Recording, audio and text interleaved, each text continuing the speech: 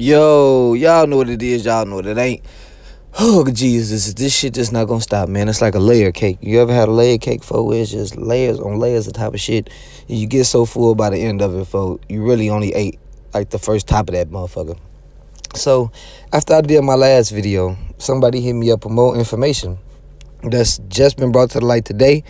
But they gave it to me just because they thought I should have it, just because I did that video without the updated paperwork that shows that he actually requested to speak to them in January of 2021. And, you know, he started off with, he said, I don't know if that's them, but I believe it is. And he identified all the people that was shooters. No need to upload that paperwork because I know y'all seen it on that lady channel. I can't remember her name. Damn, I would have shouted out. Fuck, what was her name? I don't know. She probably gonna hop in the comment section and I'm pin it. But she got all the good official paperwork on her channel. But this is also some breaking news that Trenches News, apparently, you know, with the FBI being in Chicago, you know how CPD had it at first, as far as the Shoota Shellz case, and then the FBI took it over out of the blue. It turns out that supposedly the person who's Swiper's handler, you know, Trenches News handler, the person who paid him and shit like that, who gives him cash for these stories, was actually the same FBI agent who was investigating the Shoota Shellz murder. You remember how I did a story not too long ago, and they confirmed that they got 3 people. They could place 3 NLB members on the scene for Shoota Shellz' death. It was Mad Max, his brother, and another person. I'm not exactly sure who it was as far as the third person who was with him, but it's been identified. I mean, they've been identified as Mad Max, his brother, and another guy. And apparently, some information about Cairo was given, because you remember the Trenches News and Cairo was going live and stuff like that.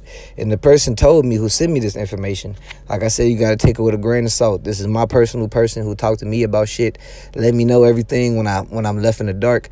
But this is pretty much why Cairo been kind of silent lately, because he knows what's going on, and he knows now that Trenches News has been a snitch. And apparently in the paperwork, well, not really the paperwork, I'm waiting to receive it right now.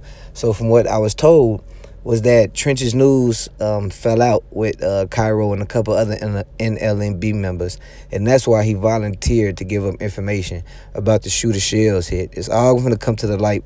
I'm pretty sure I'm not the first person. I'm not interested in being the first person. It's just something that's been coming out, and it's just crazy, man, how you think you can hide certain information that you can't.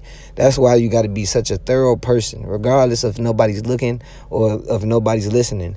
You got to stay true to yourself. And sometimes, you know, shit like this is actually what a person be on.